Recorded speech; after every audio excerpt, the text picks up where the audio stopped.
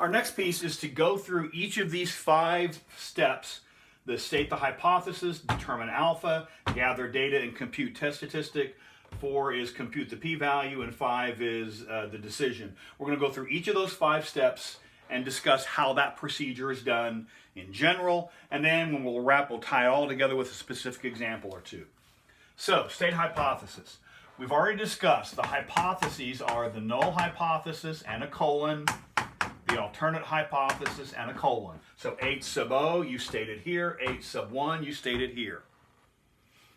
Null hypothesis before the alternate hypothesis, it's binary, 0 and 1. These must be incompatible. It is not possible for them both to be true.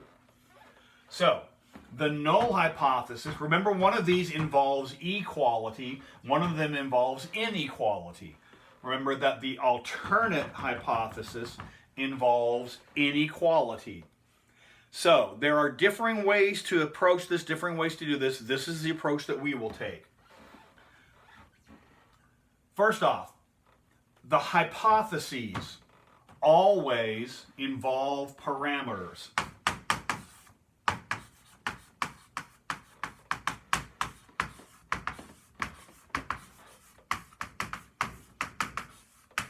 And that goes back to one of the very first definitions back in January. Parameters are the population values.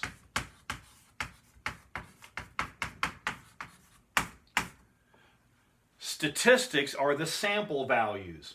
So, we're going to do a hypothesis test involving the mean. If you're doing a hypothesis test involving the mean, that requires that the hypotheses must involve mu, not x bar. It is never, ever, I don't care what course you take, I don't care what university you go to, it is never, ever, ever correct to put x bar in a hypothesis. It is never correct. If you ever put x bar in a hypothesis, I'm telling you right now, it's wrong. The hypotheses must involve mu, not x bar. When we're talking about binomial, we have p and we have p hat. P is the population proportion of success. P hat is the sample proportion of success. If you're doing a hypothesis test in that scenario, it is never, ever, it is never, ever correct to put p hat in the hypotheses. If you ever put p hat in the hypotheses, it is wrong. If you're in the binomial setting, the hypotheses must involve p. If you're in the mean and standard deviation setting, the hypothesis must involve mu. If you ever put x bar or p hat in the hypothesis, it is wrong. Hopefully that will register with you. All right, so there are 3, count them, 3 possible scenarios. For our purposes, let's suppose we are comparing the mean to a number I'm going to pull out of the blue sky, 80. I'm picking 80 out of the heavens here, 80. I'm comparing the mean to 80. More on this detail later. I'm comparing the mean to 80. So these are the 3 potential scenarios. 1, mean could be less than or equal to 80. Another scenario is the mean, here, let's write it this way.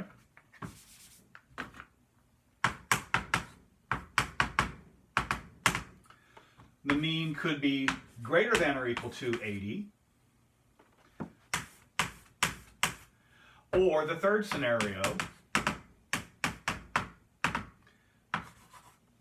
this could be less than or equal to, this could be greater than or equal to, this could be strictly equal to. So, the null hypothesis always involves equality. So one possible scenario is mu less than or equal to 80.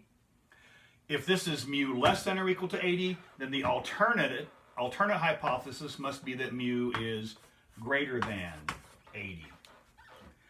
The alternate hypothesis involves inequality. The null hypothesis involves equality. That's why it has or equal to. If this is less than or equal to, this must be greater than. If this is greater than or equal to, then do we know what this must be? This must be mu. What is the opposite? The opposite of greater than or equal to is strictly less than. It is never, ever, ever, never, ever, never, it's never correct to put the or equal to in the alternate. It is never, ever correct to put the or equal to in the alternate. If this is less than or equal to, this must be greater than. If this is greater than or equal to, this must be less than. If this is equal to, what is the opposite of equal to? Not equal to. So, if you read the text of the problem, and from reading the text of the problem, you're able to figure out that this is the alternate hypothesis. If the alternate hypothesis is mu greater than 80, then you don't need to be given the null hypothesis. If you know this, then you know immediately the null hypothesis must be this, because these are the only two symbols that can go together.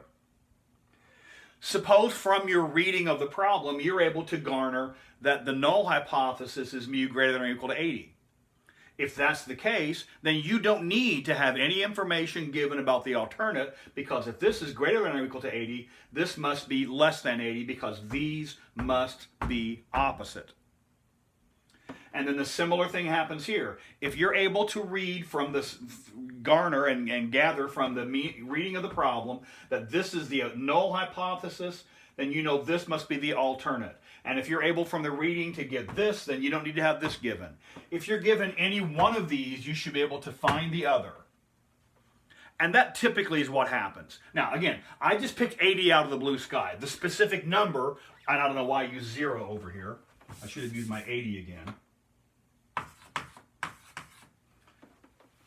The 80 is just a number I picked out of the blue sky. You would be picking a number from the problem based upon what the researcher is trying to do in that particular setting.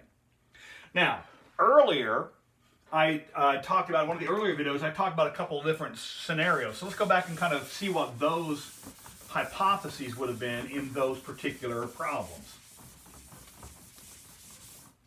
Okay, one of the examples we said was a researcher believes that if you use my new treatment on your skin condition, that the recovery time, what did it say? The recovery time, by which we mean the average and the mean recovery time.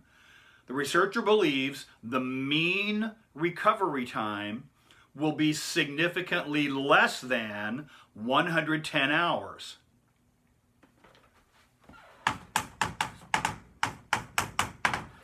One of those hypotheses has just been given. The mean recovery time. So do we write mu or do we write x bar? We write mu. It is never, I don't need to go the never ever again. It is never ever correct to put x bar in a hypothesis. It is never ever correct to put x bar in a hypothesis. So the researcher believes the mean, we know it involves the mean, will be significantly less than. So which one of these has less than? Well, which one of these has less than? Strictly less than must be in the alternate hypothesis. If this is less than, what do we know this has to be? If this is less than, this must be the opposite, which is greater than or equal to. The researcher believes the mean is significantly less than 110 hours. So the number, I used 80 in my previous example, the number will be given in the statement of the problem. The researcher, here, there it is, researcher hypothesis. The researcher viewpoint says the mean will be significantly less than 110 hours. what is the conservative, what is the default setting, the mean not less than is greater than or equal to 110 hours. So that would be the hypothesis for that particular problem. The other was we had an agricultural researcher believes that the mean yield per acre will be significantly greater than 150. The mean will be greater than 150. I'm telling you right now, I don't care what course you go to, I don't care what university you go to, if you ever have mu greater than 150, if you ever have greater than in the null hypothesis, that is wrong of wrong, wrong, wrong. Wrong. It is never correct to have strictly greater than in the null hypothesis. The researcher believes the mean is greater than 150. If this is greater than, what must this must be the associated mu less than or equal to 150. So if you have one, you can deduce the other. If you have the other, you can deduce the one. Now, another circumstance might be this. Suppose that a high school wants to start offering a class using an alternate format. We don't want the format to be the deciding factor in student success. And so we would want the mean performance, however we measure that, we want the mean performance of the students in the traditional setting to be the same as the mean performance of the students in the alternate setting. All right? So, the researcher believes that if we do this alternate setting, that they will be the same. So the mean score beforehand, suppose we know that from vast experience using the ordinary setting, that the mean performance on a standardized exam afterwards is, let's say, 88. I'm picking numbers out of the sky. So up until now, we've always believed that the mean is equal to 88. Now, so we say that the performance of the new research, presentation will still be equal to 88, and the alternate two's equal to 88 is not equal to 88. So the question is, where does that go? One viewpoint is that the mean performance will still be equal to 88. Well, would this be correct? Mu still equal to 88. There's no way this can be correct. It is never ever correct to have equality in the alternate hypothesis. So, one view says the performance will still equal 88.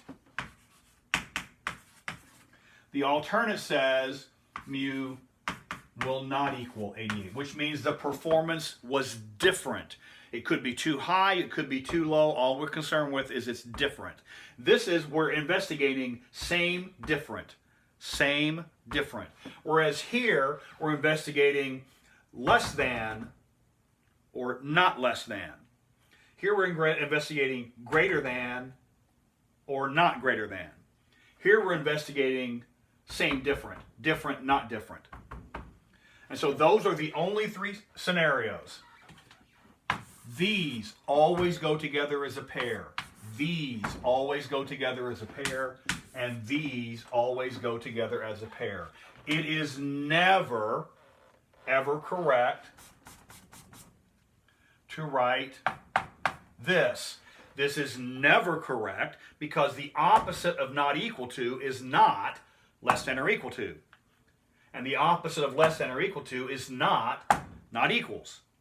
If you have less than or equal to here, you must have strictly greater than here and vice versa. These always go together, these always go together, these always go together.